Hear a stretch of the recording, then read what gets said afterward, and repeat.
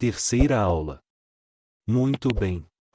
Hoje vamos estudar os efeitos que nossos pensamentos causam a nós e a terceiros. Estamos onde pensamos. Eu estou, por exemplo, aqui. Não obstante, posso assegurar a vocês que sempre estaremos onde nossa mente estiver canalizada. Não sei se já notaram que às vezes, quando estamos conversando com determinada pessoa, o assunto nos prende de tal maneira que não nos apercebemos do que se passa em torno de nós. Como também, da mesma forma, quando passamos pela rua, absortos nos nossos assuntos pessoais, chegamos a caminhar 2 ou 3 quarteirões sem verificar o local onde nos encontramos. Porque estamos sempre voltados para onde a nossa mente está canalizada. Pois, na realidade, tudo é mente. Vida é fator mental. O que quer dizer que a vida é mental por excelência. Por essa razão, certas escolas dizem: o homem é o que pensa. Comigo, é o inverso, eu sou eu. E não, meus pensamentos. Ao declarar, a princípio, estamos onde pensamos, referia-me ao curso de nossos pensamentos, que prendem demais a nossa atenção, nos emaranham, nos carregam para longe, quando, na realidade, eu estou onde estou, como mente não como pensamento. Como consciência e não como raciocínio. Entenderam bem? Como consciência, eu apenas observo. Não analiso. Como pensamento, entra em jogo o espírito analítico e passo a raciocinar, a me envolver, a me comprometer, a me identificar com um mundo de problemas, divorciando-me do meu verdadeiro eu, isto é, do meu eu real. Vamos pensar agora em qualquer assunto. Em 10 segundos. Rápido. Qualquer assunto.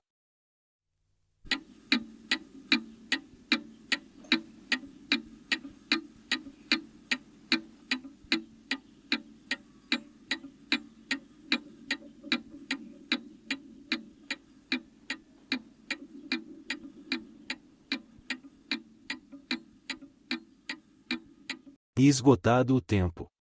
Muito bem. Voltemos a pensar, agora, no mesmo assunto, mas colocando o assunto, o que foi pensado, fora de nós. Vamos nos portar somente como espectadores. Os acontecimentos se desenrolando em nossa presença tal como sucederam, e nós apenas observando, conforme expliquei na última aula. Vamos notar a diferença. Tempo, novamente 10 segundos.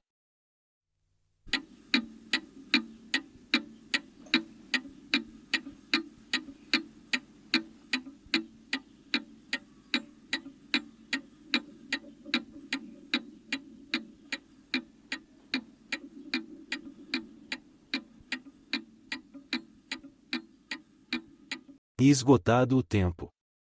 Notaram a diferença que há? Eu sou eu. E não meus pensamentos, eu sou a minha consciência. Aquela que observa. Portanto, quando disse inicialmente, estamos onde pensamos, quero aqui, esclarecer. Estamos onde está nossa consciência e não onde estão nossos pensamentos, deturpação que vocês deverão corrigir.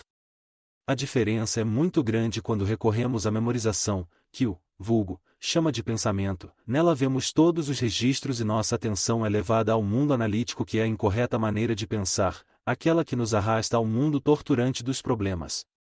Devemos permanecer no verdadeiro pensar, que é o estado de consciência do mundo subjetivo, do nosso eu verdadeiro. Por isso, reitero-lhes, devemos estar onde está nossa consciência e não onde estão nossos pensamentos.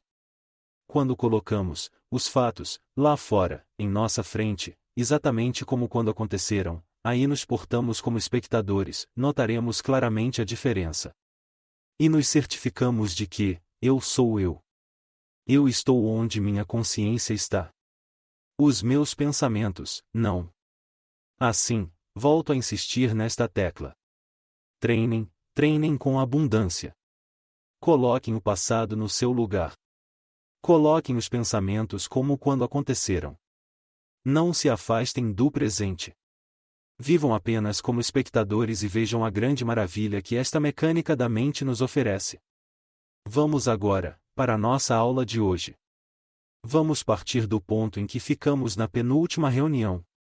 Havia-lhes explicado que nosso melhor amigo somos nós mesmos, isto é, aquele lado subjetivo, aquele corpo subjetivo, aquele ser subjetivo, que é o nosso lado de manifestação com polaridade positiva, pela sua mesma natureza rarefeita, anímica.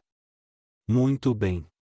Devemos considerar aquele ser, aquela contraparte, como nosso melhor amigo. Nosso corpo está limitado pelos sentidos e pelas condições próprias do planeta, ao passo que o outro não está. Donde chegamos à conclusão de que ele é, além de um melhor amigo, aquele que possui todas as possibilidades, pelo próprio fato de não ter limitações. Uma vez, na Ásia, um aluno, ao se dirigir ao seu instrutor, disse: "Escuta, mestre. Se Deus existisse, para o Sankhya, Deus como pessoa, não existe. A concepção é diferente. Não é que para eles Deus não exista, apenas, eles acham que Deus é de uma grandeza de tal monta que é melhor aceitar a criação como obra do inconcebível." Permitam-me aproveitar esse parêntese para uma digressão. Quando se entra no assunto de Deus, recomendo às pessoas que procurem ler, tomar conhecimento, pelo menos preliminarmente, de astronomia.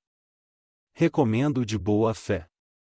Assim, provavelmente, vão ter ideia desta imensidão maravilhosa, nosso planeta, nosso pequeno sistema, esta estrela de quinta grandeza, esta constelação de Hércules da qual fazemos parte, as demais constelações que nos rodeiam, chamadas as 12 casas zodiacais, esta galáxia estupenda além de outras galáxias que a astronomia moderna já aceita. Então, talvez poderão ter uma noção de nossa insignificância, da rigorosa grandeza do absoluto e acharão melhor ficar mais perto daquilo que está mais perto de nós, que é a natureza, esta sublimação de paz, de harmonia, este silêncio majestoso, esta natureza da qual fazemos parte. Nós, microcosmos, somos uma cópia, também, desta natureza, uma cópia de toda esta magnitude tremenda que está circunscrita à nossa percepção. Deste modo, a filosofia Sankhya procura mostrar todas as dimensões da manifestação divina, por isso, não vai diretamente a Deus. Entenderam bem? O Sankhya não nega Deus. Ele evita que se cometa uma série de insanidades. Quando se imagina que há quem ensine aos outros a entrar em união com Deus, Deus do céu. As livrarias estão cheias. É o caso de se dizer que essas pessoas jamais pegaram num tratado de astronomia, seria recomendável que manuseassem algum, para aquilatarem essa vastidão estupenda. Mas, voltemos à nossa história. O discípulo pergunta ao instrutor: "Mestre, dá-me uma ideia da grandeza de Deus." Respondeu o instrutor: "Vamos admitir que no planeta só existisse um ser. O único ser da tua espécie. O que poderias esperar do planeta se tudo tivesse as boas graças deste ser?" Entenderam bem? Eu pergunto. Se não existisse ninguém e eu encontrasse outro ser. É lógico, se quando vamos para o exterior, sentimos-nos alegres, felizes ao ouvirmos nossa língua. Encanta-nos encontrarmos um brasileiro ou pelo menos alguém que fale o nosso idioma. Isto nos enche de tranquilidade. Já não nos sentimos tão sós. Imaginem se não existisse ninguém no planeta e de repente deparássemos com um ser da nossa espécie falando a nossa própria língua, que nos compreendesse, alguém com quem pudéssemos nos comunicar. Naturalmente, aquela criatura nunca mais se sentiria só. Nunca mais conheceria a solidão. Não é certo? Prosseguindo a história. O discípulo então lhe retrucou: "A isso chamas Deus?" O mestre respondeu: "Mas, dize-me uma coisa. Encara primeiro como tu te sentirias. Depois, então, pensa em ti mesmo, pensa em ti mesmo." O discípulo entendeu que o instrutor estava se referindo a Deus. Está bem. É verdade que todos nós, esta soma fantástica, partimos da sublimação desta fonte de toda a grandeza.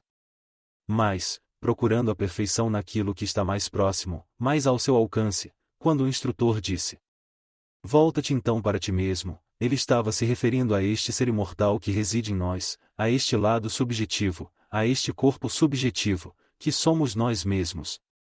Apenas, não lhe damos ouvido. Porque este corpo, sendo anímico, não usa os meios de comunicação, de expressão, ou seja, de transmissão de sons, que usamos no mundo objetivo com o corpo físico. Por este motivo, temos que nos afinar. Lembrem-se bem. Existe um grande ser. Este grande ser é tudo em nossa vida e temos que encontrá-lo. É igualzinho a nós. Observem, quando vocês colocarem a imagem fora, como fizemos há pouco, que vocês vão gozar de tranquilidade. A coisa está acontecendo lá fora. Aqueles pensamentos, imagens, fatos, que vimos, que ouvimos, enfim, que testemunhamos. Enquanto, nós aqui, somos apenas espectadores. Nós não estamos nos misturando a esses acontecimentos que se passaram e que se passam. Daí, esta sensação de absoluta paz, serenidade e, sobretudo, de esperança. Prestem bem atenção. Quando vocês sentirem, com esta prática, este estado de tranquilidade, fiquem certos. É o lado subjetivo que está aí. Porque, enquanto nós nos voltamos para o tumulto das coisas, ele, não. Ele é o oposto. A paz, o silêncio. Há várias versões sobre o céu e o inferno. Estas versões existiram por muitos milênios antes da era cristã. Na Suméria, que provinha da antiga Atlântida, o céu era a mente que gozava de paz e harmonia. O inferno era aquela mente atribulada de quem não tinha paz, de quem tinha problemas, frustrações, de quem tinha sonhos, ambições, de quem desejava algo, o que causava tremendo turbilhão em suas vidas. Isto era para os Atlantes, para os antigos Sumérios, o inferno. Reparem que toda esta voragem, esse inferno, se relaciona rigorosamente com as coisas terrenas.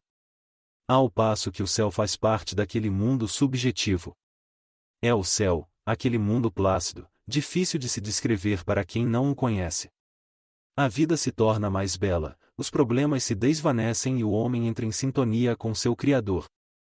Na sequência dos milênios, porém, foram se transformando essas duas concepções. De pouco tempo para cá, a partir da Bíblia do povo hebraico, diziam que perto de Jerusalém, na Palestina, havia um sítio com um poço onde borbulhava água quente. Isso fazia com que fumaças de vapores tornassem aquela passagem além de estreita, densa, irrespirável. Era um lugar tenebroso. Para aí, mandavam os condenados, ou seja, para a Geena, para o inferno, onde havia choro e ranger de dentes. A justiça, naquela época, era exercida pelos magnos sacerdotes que atingiam os escalões em razão do comportamento político, comportamento de conveniência, de grupos. Aqueles a quem Jesus invectivava de hipócritas, raça de víboras, sepulcros caiados. Daí, a confusão do verdadeiro sentido de céu e inferno. Céu é paz de espírito, tranquilidade, harmonia e silêncio universal. Inferno. Este mundo atribulado que tira o nosso sono, que nos faz adoecer, que nos faz infelizes, que faz com que nos tornemos a causa do sofrimento dos outros, essa ausência total de humanidade, de calor humano, de fraternidade, deste braço forte que temos de oferecer aos fracos. Tem assim, vocês, uma visão, na linguagem dos Sumérios e dos Atlantes, do que eram o céu e o inferno. Vamos agora em busca deste céu, no conceito dos antigos. Vamos em busca daquele companheiro amigo que é nossa contraparte, o nosso lado psíquico. Vou lhes dar 3 minutos para pensarem em tudo o que quiserem. Vocês já têm experiência, amadurecimento, e sabem que pensamos só em fatos que aconteceram. Em termos de realismo. Então, coloquem fora de vocês esses fatos que se passaram, como quando aconteceram. Visualizem este passado em frente a vocês, como que se reproduzindo sobre uma tela cinematográfica. Sempre o mesmo exercício. Lembrem-se de que o corpo humano em cada 7 minutos de nossa existência, passa por determinadas transformações. Células velhas são substituídas por células novas. O homem que era eu, ontem, não é o mesmo que está falando hoje. Porque, se minhas ideias de ontem, todas elas, uma por uma, fossem confrontadas com as minhas de hoje, os dois, não se entenderiam. O homem de ontem não se entenderia com o de hoje. Pois minhas ideias ontem eram umas. Hoje, são outras. Imaginem dentro de uma semana, um mês, 1, 2, 3, 10 anos. Portanto, considerem o que vocês veem aí, projetado em frente, como um fato que aconteceu com outra pessoa, presenciem, fiquem contemplando, mas como se não houvesse nenhuma participação de vocês. Foi algo sucedido com uma outra pessoa, com outro indivíduo qualquer, que não vocês. E vejam o que vão sentir na mente. Porque isto é o que verdadeiramente nos liberta. Quando conhecemos, quando encontramos o que há de verdadeiro, o que há de real em nossa existência. Testes foram feitos, inclusive fotografias tomadas em sequência de segundos, minutos, horas, ininterruptamente, até completarem 72 horas. Foi verificado, com detalhes, que em cada 7 minutos ocorre uma visível transformação na pessoa submetida àqueles testes. Claro que a mudança é imperceptível, porque se eu encontrar um de vocês daqui a 2 meses ou mais, em qualquer outra cidade, vou reconhecê-los. Por quê? Pela impressão registrada em minha memória. Vou buscar desde a última impressão aí deixada, até esta mais recente, faço jogo mental e chamo Fulano. Isto foi possível pelo fato de haver conexão entre os dois registros, o antigo e o novo. É uma consciência com outra consciência. Minha consciência de meses atrás e minha consciência atual. O fato inegável, porém, é que passamos por uma sequência enorme de transformações. Façam o exercício agora, que será o da semana. Coloquem os pensamentos como fatos que se passaram. Lá, o fato se passou. Alguém participou dele e não fui eu. Primeiramente, pensem. Eu presencio os fatos que se passaram, eu estou agora, aqui, dia tal, mês tal. Estes fatos aconteceram. Voltem novamente a pensar. Estes fatos ocorreram, mas não fui eu quem participou deles. Foi outro ser. Compreenderam? Vamos ver o que vão sentir na mente. Vamos nos encontrar com este lado interno, com este eu interno, e vocês vão viver o que, no conceito da antiguidade, era chamado de céu saindo do inferno. Vou lhes dar 5 minutos para fazerem o primeiro exercício. Observem aqueles pensamentos que aconteceram. Vocês são apenas espectadores daqueles fatos ligados ao passado. Estando vocês rigorosamente no presente.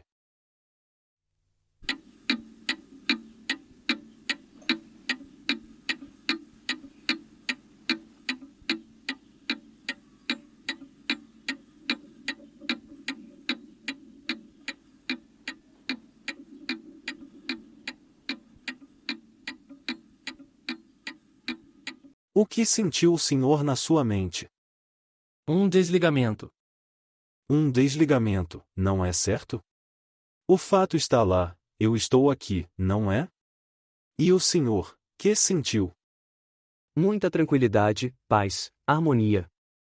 Quando vocês estiverem conscientes de que já não são a mesma pessoa que participou destes pensamentos, de todos aqueles acontecimentos, então aí é o ponto em que devem passar para o segundo exercício. Segundo exercício.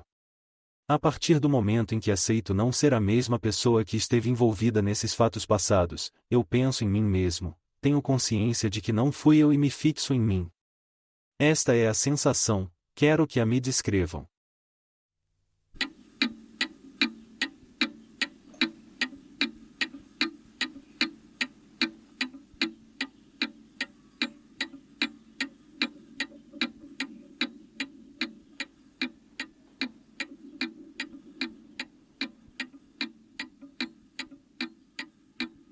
Que é que sentiram todos? Segurança, tranquilidade. Segurança. O senhor quer saber o que senti quando entrei nos problemas? Não, quando entrou em si mesmo. Quando está convicto de que não foi mais o Senhor. Paz, tranquilidade. Relaxamento, no corpo todo. Pensamento totalmente parado. Isso já é rotina para vocês. Não é essa a resposta.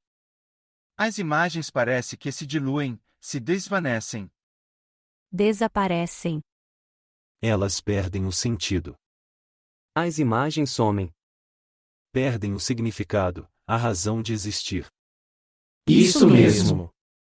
Então, quando estivermos convictos de que aqueles fatos foram presenciados por aquele que fui eu, e no entanto não sou eu, passaremos neste momento, neste presente, a pensar em nós mesmos, ou antes em nós mesmos não se pensa, se sente. Quando começarem a sentir, nós mesmos, vamos começar a ter uma sensação de flutuação. Essa é a resposta. Uma sensação de leveza. Uma sensação suave, doce. A resposta não foi a que eu queria, porque me faltou dar uns retoques. Tentarei explicar-lhes com maior clareza, abordando o assunto por outro ângulo. Vejam bem. Só pensamos em fatos que se passaram no passado. Lá está o passado. Fora. Naquela ocasião eu fui o espectador. Eu não participei de nada. Vi, ainda que houvesse uma participação minha, foi uma participação de quem? De um ser que não existe mais. Em razão dessas transformações biológicas que acontecem conosco. Então, aquele ser não existe mais, logo, a partir daí, estou sabendo que aquele ser não é este ser, espectador. Aí, eu me fixo em mim mesmo, procurando me sentir. No preciso momento em que me reconheço é que desligo a outra personalidade de mim, já começo a sentir aquela suavidade, já começo a entrar no céu da antiguidade. Quando começo a sentir a mim mesmo já começo a sentir aquele real eu, o autêntico, e começo a sentir, vamos chamar, o outro, o amigo, onde reside a segurança total. Vamos fazer? Rápido. Diga, minha filha. Quando os pensamentos são construtivos, e as impressões que eles nos trazem são boas também não se deve recordar. Eu acho que não, porque vamos cair no. O resultado é idêntico a uma fantasia, a um sonho. Entendeu bem? Poder, pode, não é? Melhor, aqueles pensamentos que nos deixam belos encantos, doces saudades, do que aqueles que nos causaram desastres, pesar, tristeza. Mas, em se tratando de realismo, a recordação de momentos aprazíveis que temos na vida tem o mesmo sentido dos sonhos, das utopias. Correto. Porque passaram. Já não existem mais. Como os sonhos também não existem. Mas, se estamos procurando encontrar alguma coisa passada, porque estamos atravessando uma fase difícil, olhando para trás, vemos tanta coisa boa e imaginamos que em algum momento poderá acontecer de novo. Não nos sentiremos tão infelizes. Não. Não devemos relacionar uma coisa com outra. Compreender etapas de nossa vida é uma coisa. Compreender. Mas, comparar nunca. Esta comparação, ela. Não é comparar, é admitir possibilidades.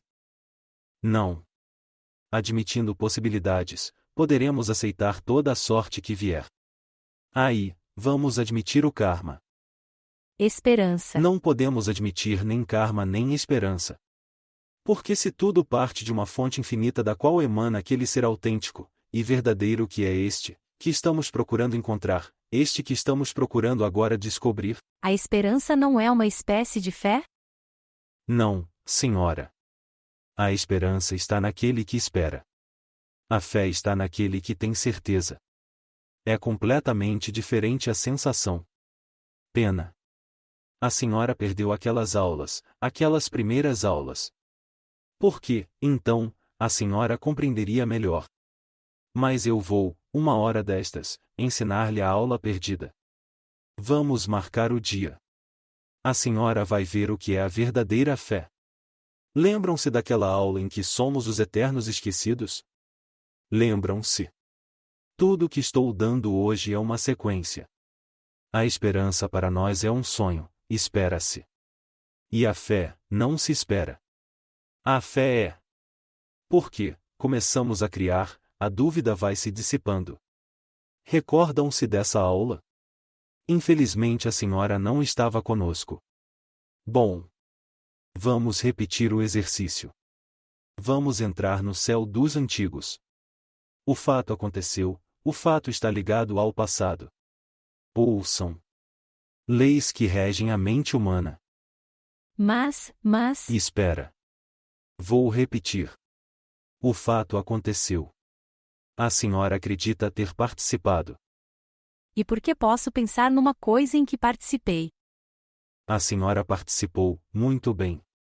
Então a senhora se põe aqui, e os fatos, lá adiante. Não é certo? É, Esses fatos foram no passado, não é certo? foram. O passado se foi. Daquele tempo em relação a hoje não foi a senhora um passado? Sim, Também se foi. Então, não era a senhora. Correto. ah. Sim, Ouçam bem. Existem leis fixas que regem a mente humana. Por isso, com este exercício, vai-se notando o desligamento dos fatos e da pessoa. Dos fatos e da pessoa. Coloquem-se, pois, no presente e procurem sentir com convicção.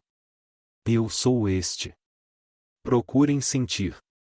Vocês vão começar a notar o contato com este eu verdadeiro. Está entendido agora?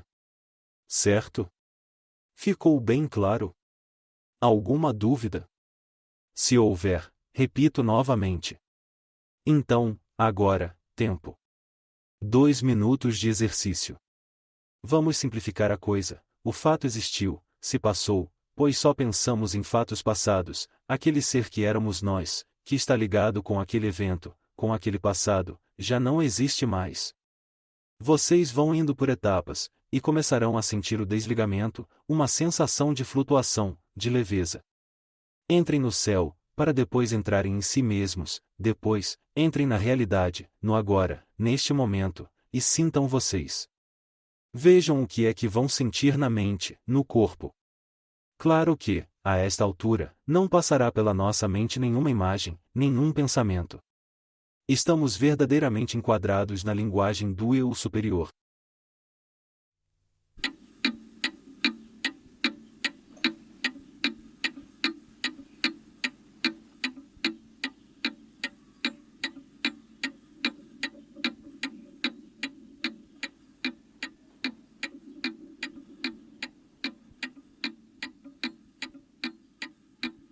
Esgotou-se o tempo. Qual a sensação que teve o senhor? Desvanecimento, paralisação perfeita. Perfeita. Vamos começando a nos sentir nós mesmos. O que sentiu o senhor? Mais intenso desligamento e liberdade. Mais intenso, mais convicto. Mais que da vez anterior. Exato. A senhora? Comecei por etapas como o Senhor disse. A princípio senti-me desligada totalmente de minha personalidade antiga, e via as cenas no presente como se fosse um filme com artistas representando uma cena. Depois, entrei na segunda parte do exercício, passei a sentir a mim mesma e tive a sensação maravilhosa de uma presença interior. Correto. Entenderam? Esta última parte, poderia repetir? Veja, só se pensa em fatos que se passaram. Lá estão eles, aí em frente. Tudo o que eu pensar é passado, acontecimentos que se foram. Então, estou aqui olhando. Eles lá e eu cá. Os fatos se passam fora de mim. Eu apenas sou o espectador. E isto é realismo. Bom, se os fatos se passaram, esse passado está ligado com alguém que participava, ou melhor, que observava. Contemporâneos do mesmo instante. Também esse alguém não existe mais. O que existe sou eu, agora. Então, sinto em mim mesmo que aquilo já foi banido de minha mente. Já entrei no mundo da paz. Já entrei no céu. Agora, penso em mim mesmo. Eu, esta consciência. Eu, esta consciência, que está no presente, não eu, aquele que pensou. Compreendeu? Tem vocês mais alguma dúvida? Não hesitem em formular perguntas. Sigo explicando, repetindo, fiz esse rodeio todo porque metafísica, às vezes, parece contraditória. A matéria não é fácil. A matéria é difícil. E para que não haja contradição, temos que levar o discípulo, pacientemente, devagar, mostrando-lhe todos os ângulos. Por exemplo, tivemos hoje o caso de uma aluna que confundiu-se, como poderia ocorrer com qualquer um de vocês, porque a matéria não é fácil mesmo. Sentia-me tão ridícula diante dos acontecimentos. Tudo tão ridículo. É mesmo. Infelizmente, queridos alunos, infelizmente, vivemos no mundo do ridículo. O que ela disse é um fato. Tudo parece tão absurdo, tão inverossímil, visto assim à distância. E quantas insanidades são cometidas em nome dessas ilusões? Eis porque nossa escola é eminentemente realista. Não queremos saber de mentiras nem de fantasias. Nada que apele para as emoções e muito menos que estimule as imaginações, sonhos e devaneios. Agora, vou lhes deixar uma recomendação, antes de terminar nossa aula. Quando desejarem realizar qualquer coisa, coloquem-se sempre no presente, este presente que se eterniza e, a partir daí, arquitetem aquilo que vocês almejam como um fato que já está começando a acontecer. Não projetem nada no futuro e, sim, mantenham-se convictamente neste presente, porque no futuro convencional, quase sempre encontramos a dúvida, a indecisão, como fruto da falta de apoio. Enquanto no presente não vemos motivos para indecisões. Por hoje é só.